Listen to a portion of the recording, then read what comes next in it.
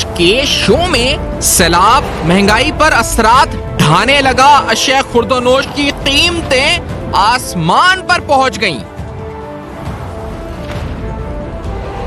मुल्क में हफ्तावार महंगाई की शरह 45.28% की बुलंद तरीन सतह पर पहुंच गई। सिंध में 28 लाख एकड़ पर मुहित फसलें तबाह।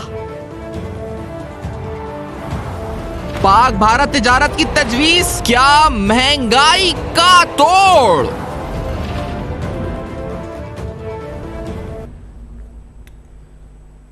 अस्सलाम वालेकुम। पस पर्दा हकायक सनसनीखेज इंकशाफात प्रोग्राम बेनकाब, मैं हूं आपके साथ सैफान खान।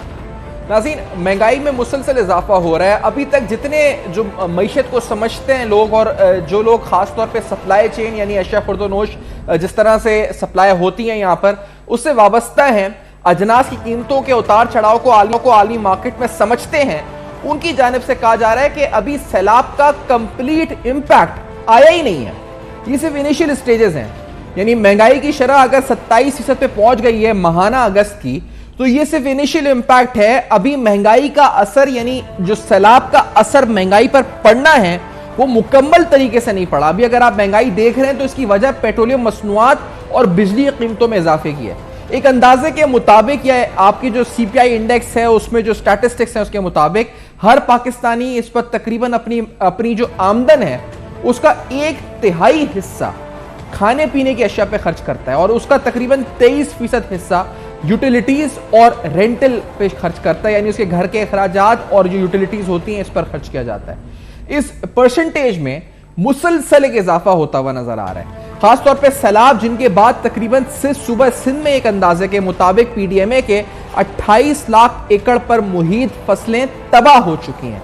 इन फसलों के अंदर न सिर्फ कपास जिससे हमारे एक्सपोर्ट्स मुतासिर होंगे, इसमें चावल जिससे हमारे एक्सपोर्ट्स $2.5 अरब के मुतासिर हो सकते हैं, इसके अंदर मुख्तलिफ शुगर केन, प्याज, टमाटर और दीगर सब्जियां शामिल हैं। ये तमाम 28 लाख एकड़ पे मुहित तबाह हो चुकी हैं और तकरीबन बलूचिस्तान में 1,04,000 एकड़ पर मुहित फसलें तबाह हो चुकी हैं। लाइव स्टॉक का नुकसान अलग है, यानी तकरीबन 8 लाख के करीब जो मवेशी हैं वो इन सैलाब की नजर हो चुके हैं और उनकी वजह से हलाक हो चुके हैं। तो ये सूरत हाल है और महंगाई पर जो अभी असर आया है ये जुज़वी है, यानी मुकम्मल असर अब तक नहीं पास ऑन हुआ है। तो इस वक्त सूरत हाल क्या है? इस वक्त सूरत हाल ये है कि हफ्तावार महंगाई की शरह बुलंद तरीन सतह पर पहुंच गई है। अगर आप हर इंडेक्स देखें SPI का, उसके मुताबिक जो इदारा शुमारियात ने जारी किया है, महंगाई की शरह में मुसलसल 3 हफ्तों से इजाफा हो रहा है और यह महंगाई की शरह 46% तक तकरीबन पहुंच चुकी है। एक हफ्ते में 31 अशिया जरूरत की कीमत जो है उसमें इजाफा हुआ है। हालिया हफ्ते प्याज 51 रुपए 52 पैसे फी किलो महंगा हुआ है। हालिया हफ्ते में एक हफ्ते के मुकाबले में तकरीबन 51 रुपए का इजाफा हुआ है। टमाटर 20 रुपए 87 पैसे फी किलो महंगा हुआ है और आप जानते हैं कि अगर आप जाते हैं टमाटर खरीदने तो आपकी पहुंच से टमाटर दूर हो चुके हैं। अगर महाना सतह के ऊपर यानी इन्फ्लेशन जो CPI जारी हुआ है इंडेक्स मंथली लेवल पर, अगर महंगाई की शरह का जायजा लें तो वो भी होशरुबा इजाफा वहां पर हुआ है। अगर आप CPI इंडेक्स देखें तो शहरों में महंगाई की शरह तकरीबन 26.2% और देही इलाकों में यही शरह 28.8% हुई है। अगस्त में महंगाई की शरह 27.3% रिकॉर्ड की गई है। आलू, टमाटर, सब्जियां, दाल, अंडे और दीगर अशिया जरूरत की कीमत में मजीद इजाफा हुआ है। टमाटर तकरीबन 52.8%, जबकि दाल मूंग में 15.2% का इजाफा हुआ है कीमतों में। सब्जियां मजमूई तौर पर 13.4% महंगी, दाल माश तकरीबन 12.4%, दाल मसूर तकरीबन 11.7% महंगी हुई है। अगस्त में महंगाई की शरह 2.4% इजाफे के बाद 27.3% हुई है। नाज़रीन, मैं आपको बताता चलूं इससे पहले कि आगे बढ़ूं, ये तकरीबन 1975 के बाद 47 साल में पहली बार इतना बड़ा महंगाई का रिकॉर्ड महंगाई पाकिस्तान में रिकॉर्ड की गई है। जुलाई 2022 से महंगाई की शरह 24.9% थी। महाना बुनियादों पर अंडे 7.5%, दाल चना 6%, आलू 5%, कुकिंग ऑयल 2.3%। एक साल में बिजली के फी यूनिट कीमत में 123% इजाफा और पेट्रोलियम मसनूआत की कीमतों में तकरीबन 85% का इजाफा हुआ है। एक साल में दाल मसूद 114%, दाल माश 52%, प्याज 90%, टमाटर 38% और खुर्दनी तेल तकरीबन 75%, जबकि मुर्गियां 60% महंगी हुई हैं। सब्जियां 41%, मसाला जात 17% और एक साल में स्टेशनरी 44% और कपड़े 23.53% महंगे हुए हैं। जिस तरह हम आपको बता रहे हैं कि महंगाई की ये शरह 1975 के बाद इतनी लेवल के ऊपर या इस रिकॉर्ड सतह के ऊपर आई है, यानी 1975 के बाद 47 साल बाद महंगाई की शरह 27% पर आई है। ये सूरत हाल है महंगाई की। और अभी हम जिस तरह आपको बता रहे हैं कि ये जो अजनास को समझते हैं उसकी सप्लाई चेन को बता रहे हैं कि अभी पूरी तरह पास ऑन नहीं हुआ है फ्लड्स का इंपैक्ट। इस सूरत हाल में हुकूमत पाकिस्तान को क्या करना चाहिए? क्या इस मौजू को भी कि हम इंपोर्ट कर सकते हैं अपने पड़ोसी मुल्क भारत से, क्या सियासत की नजर किया जा रहा है? एक तजवीज मिफ्ता इस्माइल साहब की तरफ से सामने आई थी, बल्कि तजवीज क्या इससे बढ़कर बात थी। मिफ्ता साहब ने एक ट्वीट किया था 2 दिन कबल, उसमें उन्होंने कहा था कि भारत की तरफ से अगर हम वेजिटेबल्स खासतौर पे अनियंस और टोमेटोज इंपोर्ट करें, इस हवाले से एक इंटरनेशनल एजेंसी का उन्होंने कहा कि हम राब्ते में हैं और उन्होंने ये भी बताया कि जो इंपोर्ट को फैसिलिटेट करते हैं। साथ साथ उन्होंने ये कहा इस ट्वीट के अंदर कि मिफ्ता इस्माइल साहब ने कि हम ये फैसला कोलिशन पार्टनर्स यानी पीडीएम गवर्नमेंट, इसके अलावा तमाम स्टेक होल्डर्स और सप्लाई शॉर्टेज को सामने रखते हुए फैसला करेंगे। लेकिन फिर इसके बाद हमने देखा कि ये इस ट्वीट के बाद ही एक बहस शुरू हो गई। फवाद चौधरी साहब का एक ट्वीट सामने आया। फवाद चौधरी साहब और पाकिस्तान तहरीक इंसाफ ने मजमूई तौर पर इस फैसले की भरपूर मुखालफत करने का फैसला किया। उन्होंने कहा कि सैलाब के हवाले से जो सूरत हाल आफत ज़दा है, इसकी आड़ में भारत के साथ तिजारत को बहाल नहीं होने देंगे। फवाद चौधरी साहब की इस ट्वीट आने के बाद फिर सवाल उठने लगा कि क्या महंगाई के सैलाब तले अवाम को डूबने दिया जाएगा? और ये फैसला जो कि प्योरली इकोनॉमिक ग्राउंड से मिफ्ता इस्माइल साहब ने कहा था, इस पर भी सियासत हो रही है। ये बड़ा अहम सवाल है। मिफ्ता इस्माइल साहब ने एक टॉक शो में भी अपने जो उनसे पूछा गया सवाल इस ट्रेड की बहाली चाहते हैं, क्या अंडर कंसिडरेशन है, उन्होंने क्या कहा था, लेट्स हियर दिस। बात ज़ेरे गौर है, मेरी दानिश में ये बात है कि इसको खोल देना चाहिए।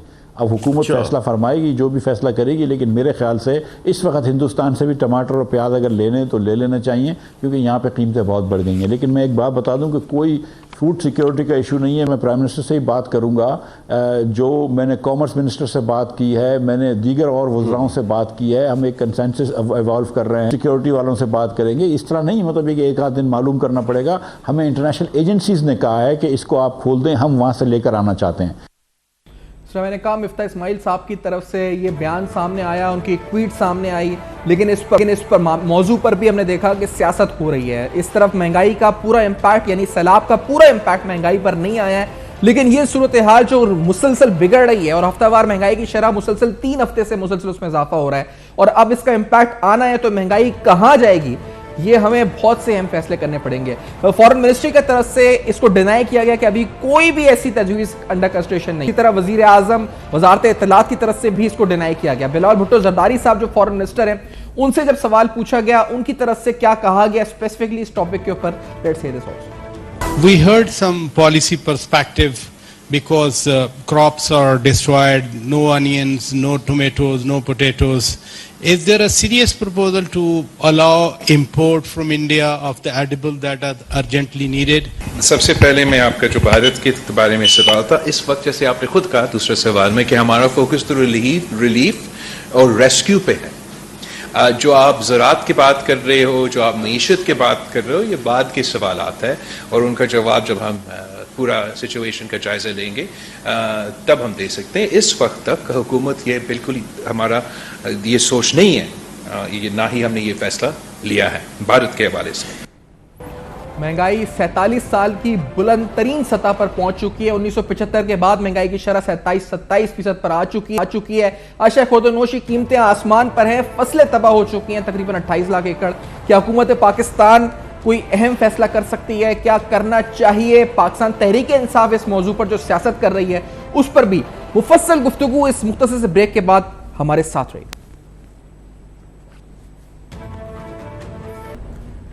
Welcome back. आप देख रहे हैं बेनकाब और स्ट्रेट फॉरवर्ड डिस्कशन की तरफ जाते हैं। डॉक्टर आबिद सुलेरी साहब से प्रोग्राम आगाज़ करते हैं। एसडीपीआई के एग्जीक्यूटिव डायरेक्टर हैं। हमारे साथ इधर अतीक मीर साहब भी प्रोग्राम में मौजूद हैं, कराची ताजिर एहतियात के सरबरा। बहुत शुक्रिया आपने प्रोग्राम में ज्वाइन किया। FPCCI से मौक़िफ़ भी लेंगे हम इस हवाले से और दीगर अहम स्टेक होल्डर से भी। आबिद सुलेरी साहब, क्या महंगाई में जो इम्पैक्ट है सैलाब का, ये मुकम्मल आ चुका है या अभी आना है? एज एन इकोनॉमिस्ट आप क्या समझते हैं? देखिए, अभी तो सैलाब जो है अभी तो आप रेस्क्यू और रिलीफ फेज में है जी। अभी तो इसका जो डैमेज असेसमेंट है वो होना है और जो इसका इम्पैक्ट आएगा वो एग्रीकल्चर पे स्पेशली आ रहा होगा। देखिए, इस वक्त सिंध में जो कपास की और चावल की खड़ी फसल थी उसको नुकसान पहुंचा है। जाहिर है कि वो एक मेजर इफेक्ट आएगा। उसी की तरह से महकमा खुराक के जो गंदम के गोदाम थे वहाँ पे गंदम के ज़ख़ीरे जो हैं वो मुतासिर हुए हैं। जो सब्जियां हैं जो कि हम देख रहे हैं कि ऑलरेडी पेरिशेबल कमोडिटीज़ कुछ सैलाब की वजह से मुतासिर हुई, कुछ रोड इंफ्रास्ट्रक्चर डैमेज होने की वजह से सप्लाई लाइन जो है वो इफेक्ट हुई है। सेम आपकी साउथ पंजाब की सिचुएशन है। तो और सबसे बढ़ के ये है कि गवर्नमेंट का बहुत सारा कुशन था जो कि अदरवाइज वो स्पेंड कर सकती थी डेवलपमेंट सेक्टर पे, वो डाइवर्ट हो रहा है सैलाब की जो आपकी रिकवरी और रिलीफ ऑपरेशन में बजा तौर पे। जो इसका तो सिर्फ अगर आप इन सारे फैक्टर्स को ज़हन में रखते हैं जी, मैं आपसे अगर स्पेसिफिकली महंगाई के बारे में पूछूं, जो अभी 27% जो इन्फ्लेशन रेट है, अगर स्पेसिफिकली पूछूं, अगर वीकली 46% पे एसपी आ चुका है, तो where do you see this going in the next वीक और in the next 2 weeks? Abid Suleri sahab, महंगाई की शरह को देखिए स्पेकुलेशन करने से मैं एतराज़ करूंगा। जाहिर है कि इस पे दो बड़े इंपॉर्टेंट पॉइंट है जो कि मैं अपने जहन में रखते हैं। पहली चीज़ तो ये है कि क्या हम इस आफत को इसमें सिल्वर लाइनिंग ढूंढ सकते हैं, और वो सिल्वर लाइनिंग ये है जो कि हमें कोविड में मिली थी कि कोविड-19 में पाकिस्तान ने फोर्स मेजोर और पाकिस्तान समेत बहुत से जो ममालिक थे, ना सिर्फ उनका लोन डेफरमेंट हुआ था बल्कि IMF ने पॉलिसी स्लिपेज को भी थोड़ा सा बर्दाश्त किया था। IMF के प्रोग्राम को उस तरीके से अमल दरामद नहीं किया गया था। अब पाकिस्तान के पास एक बहुत स्ट्रॉन्ग केस है कि यहाँ पे यूनाइटेड नेशन ने फ्लैश अपील की है और पूरी दुनिया जो है एक ह्यूमैनिटेरियन क्राइसिस के तौर पे इसको ले रही है। तो क्या पाकिस्तान ये इस रिव्यू के बाद और ट्रांच आने के बाद IMF के साथ निगोशिएट कर सकता है कि इसकी बिना पे थोड़ी सी फेजिंग और सीक्वेंसिंग की इजाज़त दी जाए जो कि IMF के प्रोग्राम में पाकिस्तान की कमिटमेंट्स हैं? तो अगर सैलाब की वजह से कुछ थोड़ा सा सीक्वेंसिंग की या थोड़ा सा उसकी फेजिंग की इजाज़त मिल जाती है तो आपको देखेंगे कि इन्फ्लेशन जो है वहाँ पे शायद थोड़ा सा एक रिलीफ जो है मिल सके। अगर वो नहीं मिलती है और इसी तरीके से पेट्रोलियम लेवी और जो बिजली के टैरिफ हैं उनको उसी तरह से बढ़ाना होगा तो फिर जाहिर है कि आपका जो इन्फ्लेशन है वो मज़ीद बढ़ जाएगा। तो इस वक्त काफ़ी सारे फैक्टर्स हैं जो कि अनफोल्ड होंगे और हमें देखना होगा कि नेक्स्ट मंथ में ये सिचुएशन किस तरीके से जाती है। लेकिन सैलाब का इम्पैक्ट जो है महंगाई पे मैं अतीक मीर साहब से पूछूं, अतीक मीर साहब, ऑन ग्राउंड सिचुएशन महंगाई की क्या है, आप मुझे बता सकते हैं? खासतौर पे जो हालिया दिनों में सप्लाई शॉर्टेज हुई है, आपने क्या देखा, किस तरह इम्पैक्ट आया और कितना इम्पैक्ट आया? अतीक मीर साहब, कभी हम महंगाई की बात करते हैं तो ये उस वक्त ज़्यादा अजियतनाक हो जाती है जब आमदनी रुक जाए। मैं देख रहा हूँ पिछले 3 से 4 माह से कारोबार रूबा जवाल है। वो बहुत सारे ऐसे हालात पैदा हुए जिन्होंने कारोबार को बिल्कुल दीवार से लगा दिया। कारोबारी तबका इस वक्त जितना परेशान है मैंने माजी में कभी नहीं देखा। जिस तरह भी आपने कहा कि महंगाई पिछले 50-55 साल की बदतरीन सतह पर है, इसमें कोई शक नहीं है कि इस वक्त तकरीबन आधा मुल्क वो तो सैलाब ज़दगान में शामिल हो गया, और जो आधा मुल्क है यानी आधी जो आवाम है वो उनके लिए राशन जमा करने में लगी है। अब मुझे बताइए कि कितनी फसलें बह गई, कितना अनाज ज़ाया हो गया, एक तैयार खेत उजड़ गए। तो ऐसी सूरत में मैं आज देख रहा था मार्केट में कभी कोई चावल का फुकदान है, कि दालें नहीं हैं। तो जो लोग सैलाब ज़दगान नहीं भी हैं उनके लिए भी इस वक्त खाने के लाले पड़े हुए हैं। तो ये मैं समझता हूँ बदतरीन सूरत हाल है, और मैं इसको समझता हूँ कि अल्लाह की हमसे शायद नाराज़गी है। इसके लिए मैं देख रहा हूँ चारों तरफ सब लोग बेबस हैं, क्या हुकूमत, क्या ताजिर, क्या दीगर, सब अल्लाह की तरफ देख रहे हैं। और मुकामी तौर पर महंगाई का सिर्फ एक इतनी सी मैं बात कहूँगा कि हांडी पकाने के जो लवाजमात हैं, मिसाल के तौर पे धनिया, पुदीना, टमाटर, उसके अलावा प्याज, वो 400-400 रुपए किलो जब टमाटर प्याज होंगे जो हांडी पकाने के लिए, तो फिर जो सब्जियां हैं जिन्हें आपने पकाना है उनकी कीमत का आप अंदाज़ा कर सकते हैं। तो एक अक्सर लोग सवाल करते हैं, उस सवाल का कोई जवाब नहीं है, हमारे पास नहीं, आपके पास भी नहीं होगा, कि एक गरीब आदमी पूछता है कि हमें कोई ऐसी डिश बता दें कि जो सस्ती हो और हम पका के अपने वसाइल में वो पका के बच्चों को खिला दें। इसका कोई जवाब नहीं है। सही। तो इससे मैं समझता हूं कि बदतर हालात हो चुके हैं। मैं इरफान इकबाल शेख साहब को भी इंट्रोड्यूस करूं प्रोग्राम में, सदर FPCCI के। इरफान साहब, आपसे मैं स्पेसिफिकली पहले पूछना चाहूंगा क्योंकि आपके पास वक्त कम है, आप मीटिंग से अभी बीपर पे आए हैं, ये बताएं कि क्या ये महंगाई का तोड़ है कि हम भारत से प्याज और टमाटर इंपोर्ट शुरू करें और नागुज़ीर इकोनॉमिक ग्राउंड्स के ऊपर बायलैटरल ट्रेड, या आप समझते हैं कि ये फैसला सियासत की नजर हो जाना है और ये नहीं करना चाहिए? क्या आपको लगता है इरफान साहब बतौर सदर FPCCI? ये मैं तो हमेशा से इस चीज का दाई रहा हूँ कि अगर यूरोप एक छोड़ सकते हैं तो वाई नॉट पाकिस्तान और इंडिया, और अपना हम रीजनल ट्रेड जब तक नहीं करते हम अपनी उस गोल को अचीव नहीं कर सकते जिसको हम हासिल करना चाहते हैं। तो इस ट्रेड में आपको एक तो ये कि टमाटर और इंडिया से सस्ती मिलती है, इसको तो हमें सोचना भी चाहिए। इरफान साहब, आपकी आवाज कट कट के आ रही है, अगर हम आपको रिकनेक्ट कर सकते हैं प्लीज, तो आपकी जो बात मैं समझाऊं, आपने कहा कि आप सपोर्ट करते हैं इस मामले को। तीन साहब, आप सपोर्ट करते हैं? जी, मैं तो सपोर्ट करता हूं। अच्छा, इरफान साहब आप साथ हैं। इरफान साहब, ये बताएं कि आप सपोर्ट करते हैं? अभी PTI फवाद चौधरी साहब का मैं ट्वीट देख रहा था, अभी उन्होंने 2 दिन पहले ये कहा कि इस बारे में कि वो सैलाब ज़्यादा जो आफत ज़्यादा इलाके हैं उसकी आड़ में पाक भारत जो तिजारत है उसको बहाल नहीं होने देंगे और ऐसा फैसला नहीं होने देंगे। मिफ्ता इस्माइल साहब ने एक बात की, उसके बाद हुकूमत फौरन डिफेंस में आ गई, उन्होंने कहा ऐसा कोई फैसला नहीं हुआ, ना अंडर कंसिडरेशन है। आप बतौर सदर FPCCI ये क्या चाहते हैं कि ये बहाल हो? मुझे दोबारा प्लीज बताइएगा, आपकी आवाज कट के आ रही थी उस वक्त। देखिए, मैं किसी पॉलिटिकल पार्टी के उसमें नहीं आता, लेकिन मैं ये चीज को समझता हूँ कि रीजनल ट्रेड जो है ना वो होनी चाहिए। अगर आपका यूरोप 1000 साल अपनी आपस में लड़ाई करने के बाद, जंग करने के बाद वो अपने एक दूसरे की बॉर्डर खोल सकते हैं और अपना ओपन कर सकते हैं, तो वाई नॉट कुछ। और नंबर 2 बात है कि जो इस वक्त सैलाब अपना आया और जिसमें ये हमारा है, तो हमें जरूरत है वेजिटेबल्स की और चीजों की जो सस्ती वहां से मिल सकती है, जो सबसे सस्ती मिल सकती है, तो फिर हमने वहां से मंगवानी चाहिए।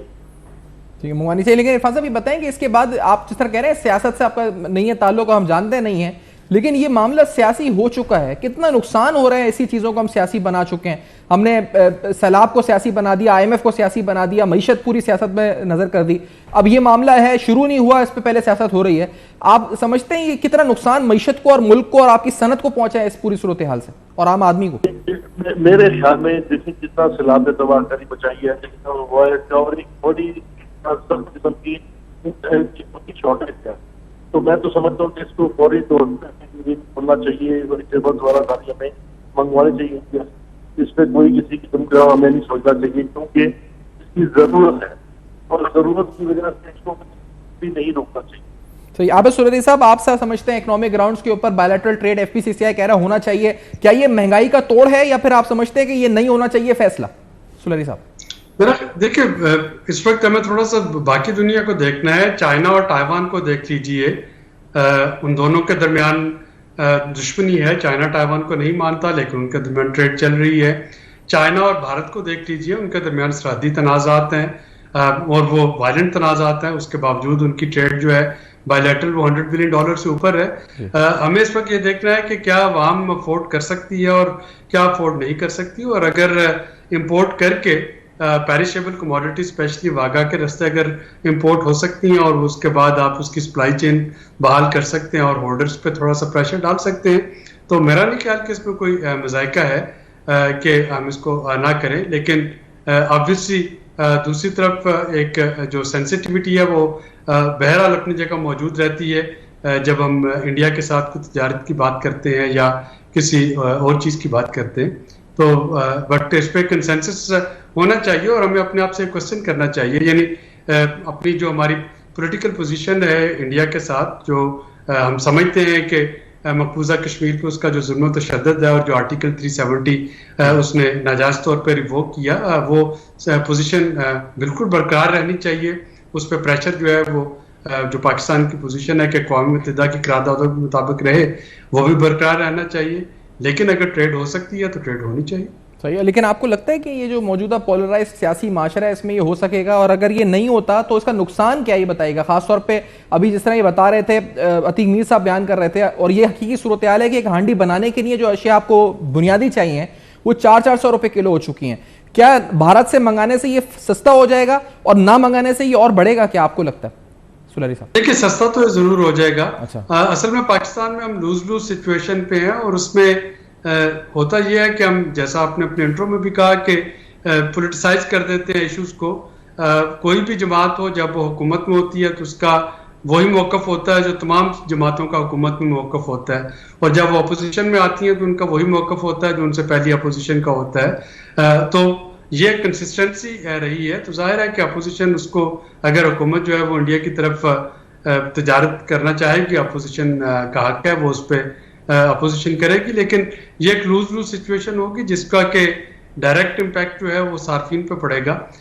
ये जो सप्लाई चेन डिस्ट्रप्शन है ये मैनेज हो जाएगी। यानी इंडिया का रास्ता तो ये है कि आप सुबह अगर चाहें तो कल ही से वाघा बॉर्डर से ट्रक आना शुरू हो सकते हैं, और आपका इमीडिएटली जो क्राइसिस है टमाटर का, प्याज का, हरी मिर्च का, बाकी चीज़ों का, वो कम हो जाएगा। बाकी जो है वो ट्रेड में थोड़ा सा शिपमेंट में देर लगेगी, लेकिन वो 3-4 हफ्ते जो है वो सार्फिन को भुगतना पड़ेंगे। उसके बाद सप्लाई चेन जो है वो मुतदिल हो जाएगी। अतीक मीर साहब, आपका ओपिनियन इस बारे में क्या है? एशिया की इंपोर्ट में कोई हर्ज नहीं है, लेकिन एक बाकायदा तिजारत कभी भी पाकिस्तान के हक में नहीं रही। भारत इब्तिदाई 2 से 3 साल में पाकिस्तान, भारत खसारे में था, लेकिन उसके बाद मतवातर जो तिजारती खसारा पाकिस्तान के ख़िलाफ़ रहा, उसको देखते हुए, चूँकि भारत एक स्टेबल मुल्क है, पाकिस्तान की इंडस्ट्री में वो बात नहीं है। हम जिससे भी इस वक्त तिजारत कर रहे हैं, जिस मुल्क के साथ भी, बेशतर ममालिक हम खसारे में रहे हैं। तो ये सबब है कि मैं यही कहूँगा कि इम्पोर्ट को ज़्यादा से ज़्यादा इसमें एहतियात बरतनी चाहिए। खुसूसन भारत के साथ हमें माजी की तरह ऐसी अशिया को बैन कर रखना चाहिए जो पाकिस्तान में दस्तयाब हों या जिसमें हम खसारे की तजारत करें। तो बाकी ये सब्जियां वगैरह जो यहाँ नापैद हैं इस वक्त, वो करीबी ममालिक में जहाँ से भी हमें सस्ती मिलें, हमें इस वक्त हमारी ज़रूरत है हम उन्हें मंगवाएं, क्योंकि अभी सैलाबी पानी उतरने के बाद कम से कम 2 से 3 माह लगेंगे कि ये फसलें दोबारा, यकीनन ज़मीनें ज़्यादा जानदार हो जाएंगी, फिर अल्लाह कोई रहमत भी करेगा तो फिर, लेकिन ये जो 2 से 3 माह गुजरेंगे वो बहुत सख्त महीने होंगे, और इसमें ये अशिया नापैद भी हो जाएंगी और महंगी तरीन भी। अब देखें, एक ये धनिया पुदीना क्या है, ये एक सब्ज़ी के साथ वैसे ही मुफ्त दे दिया करते थे। इस वक्त 25-30 रुपए की एक छोटी सी गड्डी धनिया पुदीने की वो फ़रोख्त हो रही है। अभी बीच में तो ये 40-50 तक भी पहुंच गई थी जी। तो ऐसी ये बहुत बुरी सूरत हाल है, ख़ास तौर पे जब आवाम को खाने पीने के लाले पड़ जाएं तो हुकूमत को बहुत सारी पॉलिसीज़ में नरमी करनी चाहिए। लेकिन मैं इस वक्त देख रहा हूँ कि सारा बोझ सैलाब ज़दगान का आवाम ताजिरों ने अपने ऊपर लिया हुआ है। ऐसा लगता है हुकूमत की जिम्मेदारी नहीं है। क्या हुकूमत की यही जिम्मेदारी रहेगी कि गैर मुल्की इमदाद को समेट लिया जाए?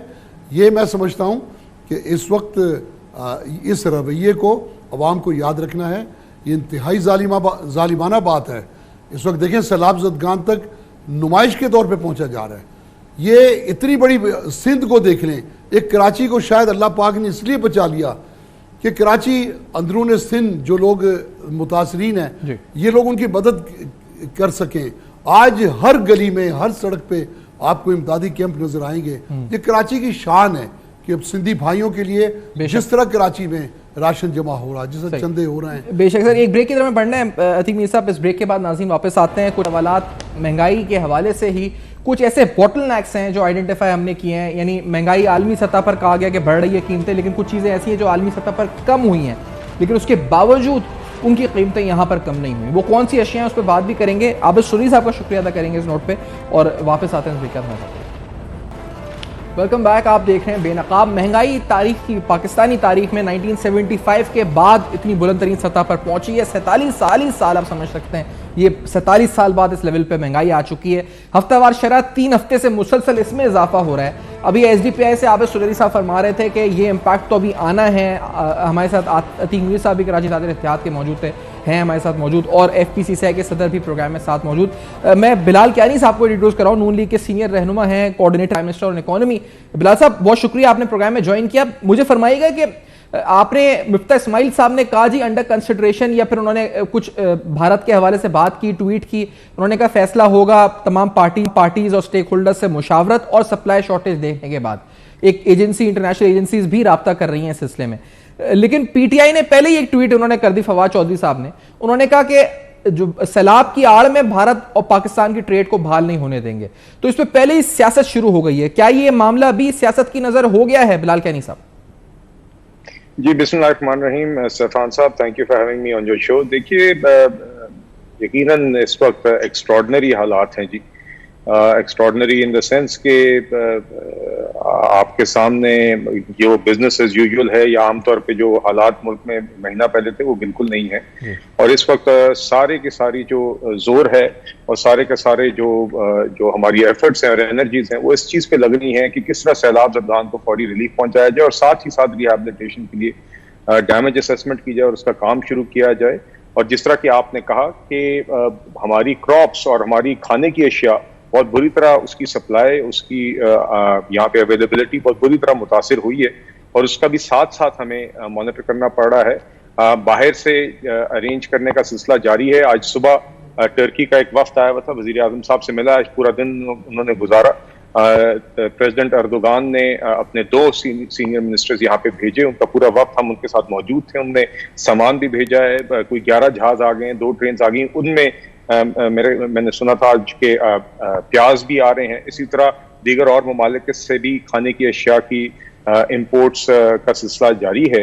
और आज अभी बल्कि कुछ देर पहले भी, आज शाम भी वज़ीर आज़म साहब ने पूरा दिन ग़िज़र में गुजारने के बाद शाम को अभी काफ़ी तफसीली जायजा मीटिंग ली है, जिसके अंदर दीगर जो इंफ्रास्ट्रक्चर को नुकसान पहुंचा है, जो बिजली के हमारे निज़ाम को, जो हमारे टेलीकम्युनिकेशन के निज़ाम को, सड़कों को, सबका जायजा लिया, ओवरऑल लिया। तो उस मीटिंग में भी इस चीज़ का जिक्र हुआ और एहसन इकबाल साहब वहाँ पे मौजूद थे कि खाने की अशिया की सप्लाई का बड़ा उसके ऊपर मॉनिटर किया जा रहा है। और ये देखा जा रहा है कि इन हालात में जब हमारी सप्लाई इतनी बुरी तरह इफेक्ट हुई है कि कहीं पे भी अगर कोई होर्डिंग का सिलसिला है तो उसको फौरी तौर पे रोका जाए और उसको फौरी देखा जाए कि ऐसे कोई हालात पैदा ना हो।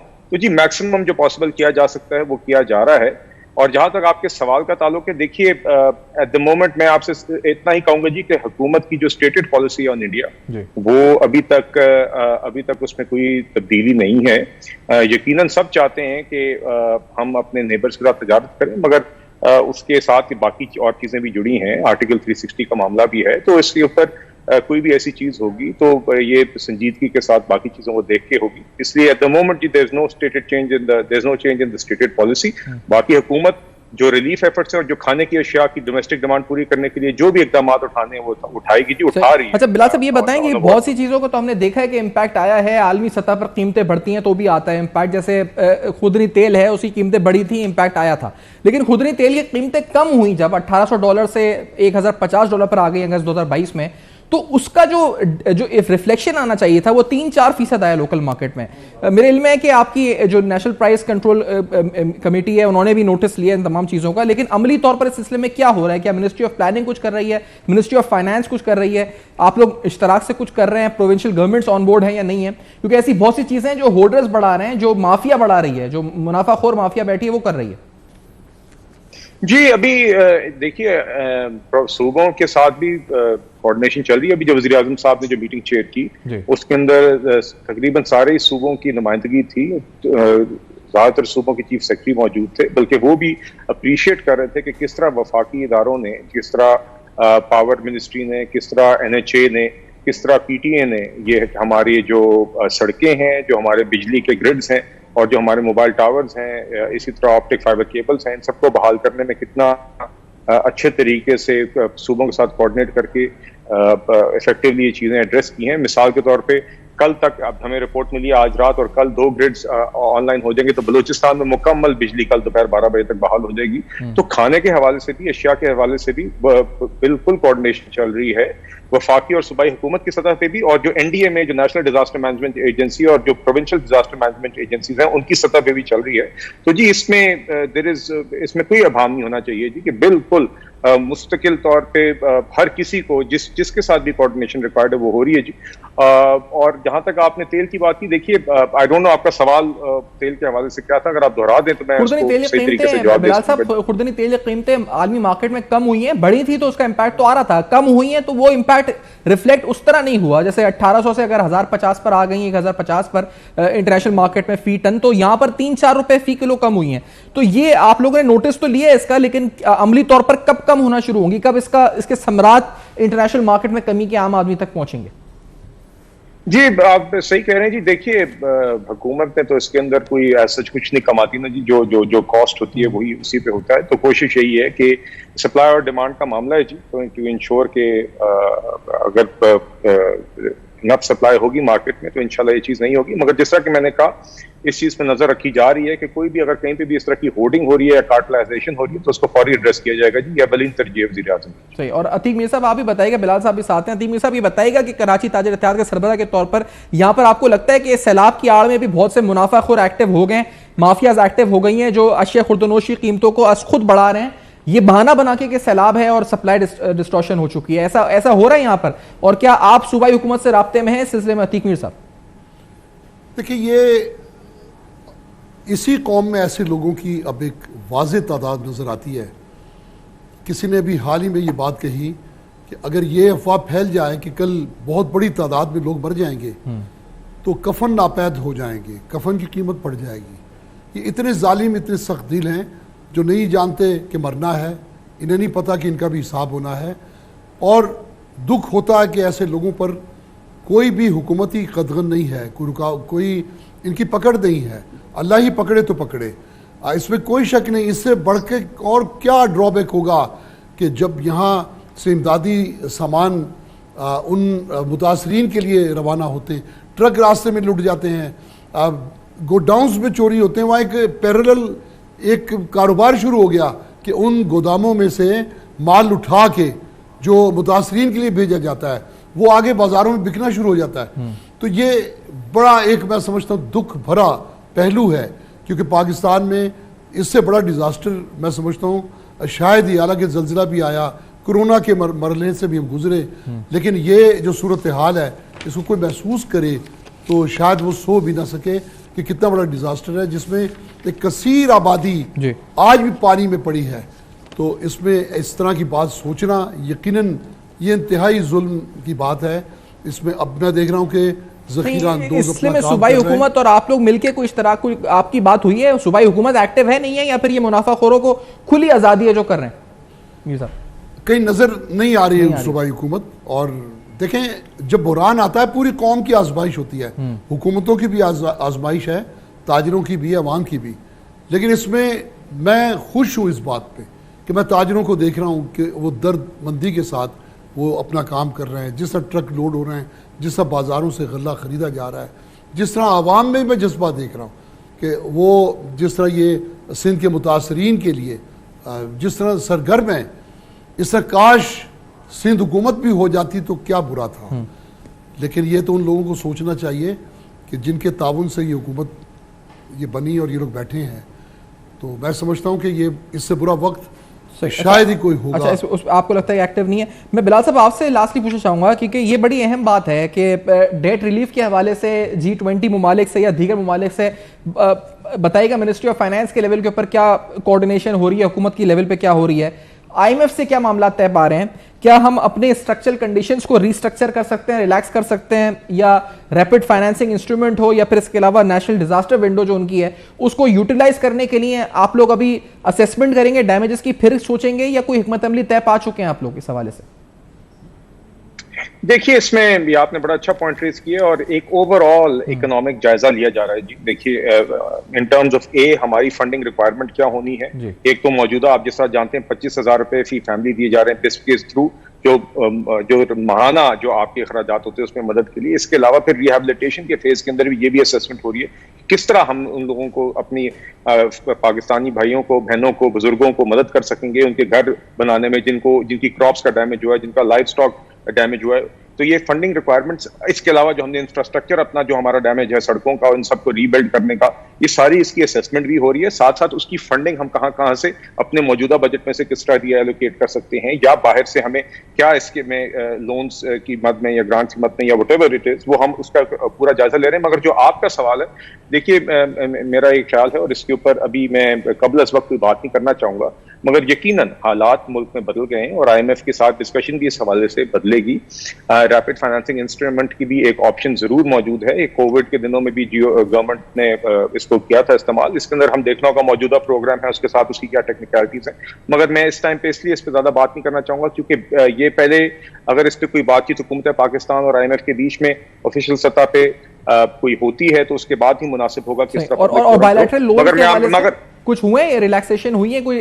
हमने सुना था कि स्पेन, इटली और कुछ ममालिक के साथ आपके एग्रीमेंट्स रिवाइज, कुछ पेमेंट्स डिफर हुई हैं। कितनी आप समझते हैं कि G20 से और सबसे मिलकर डेट रिलीफ मिल सकता है? जी वो जी डेट सस्पेंशन जो एक इनिशिएटिव कोविड के दिनों से चलता आ रहा था, ये उसका तसलसल था। तो ये इन फ्लड्स के दिनों का नहीं, वो उस मद में DSSI एक इनिशिएटिव था जो 2 सालों से चल रहा था, ये उसकी मद के अंदर कंटिन्यूएशन थी। मेरे ख्याल से आप एक ECC के फैसले का शायद जिक्र करें जो पिछले दिनों में आया था।